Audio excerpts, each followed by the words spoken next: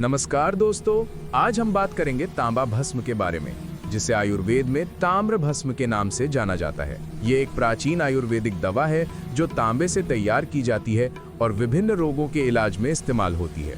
ताम्र भस्म का इतिहास बहुत पुराना है। आयुर्वेद की रसशास्त्र शाखा में इसका उल्लेख मिलता है, जो 9वीं से 16वीं शताब्दी तक का सुनहरा काल था। रसशास्त्र में धातुओं और खनिजों को भस्म में बदलकर दवाइयां बनाई जाती हैं और तांबा इसमें महत्वपूर्ण भूमिका निभाता है। ताम्र भस्म की तैयारी एक जटिल प्रक्रिया है।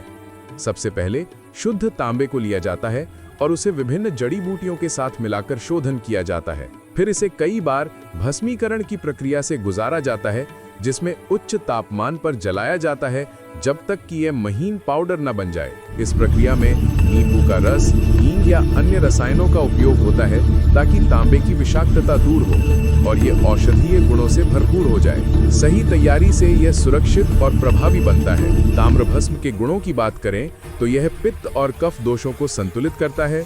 यह लिवर, स्प्लीन, पेट, आंतों और त्वचा पर विशेष प्रभाव डालता है। आयुर्वेद में इसे रसायन के रूप में माना जाता है जो शरीर को मजबूत बनाता है।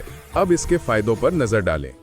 ताम्र भस्म त्वचा रोगों जैसे एक्जिमा, सोरायसिस और घावों के इलाज में उपयोगी है। ये सूजन कम करता है और त्वचा को स्वस्थ रखता है।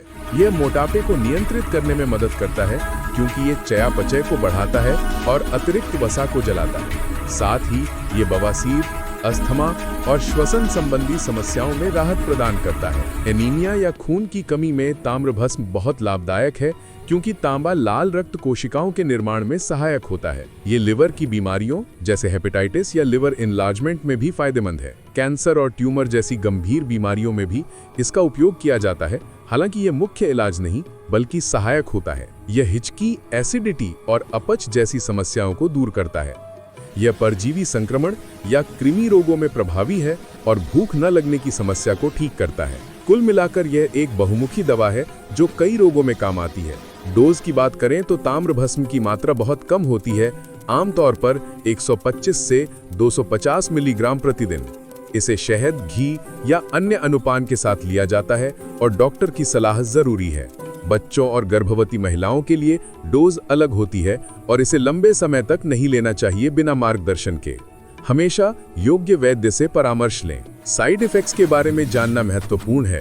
अगर सही से तैयार ना हो तो यह पित्त दोष बढ़ा सकता है, जिससे उल्टी, मतली या त्वचा पर चकत्ते हो सकते हैं। ओवरडोज से विषाक्तता हो सकती है, इसलिए कभी भी खुद से ना लें।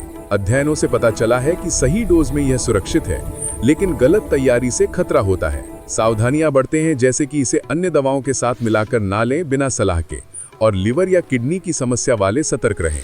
आधुनिक शोध में ताम्र भस्म की प्रभावकारिता पर अध्ययन हुए हैं।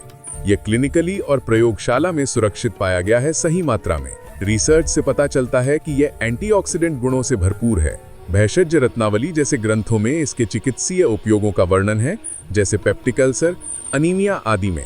निष्कर्ष में ताम्र भस्म आयुर्वेद की एक शक्तिशाली दवा है जो सही उपयोग से कई लाभ देती है। लेकिन याद रखें, आयुर्वेदिक दवाएं विशेषज्ञ की देख-रेख में ही लें। इस वीडियो से आपको ताम्र भस्म के बारे में उपयोगी जानकारी मिली होगी। अगर कोई सवाल हो तो कमेंट करें और चैनल सब्सक्राइब करें। धन्यवाद।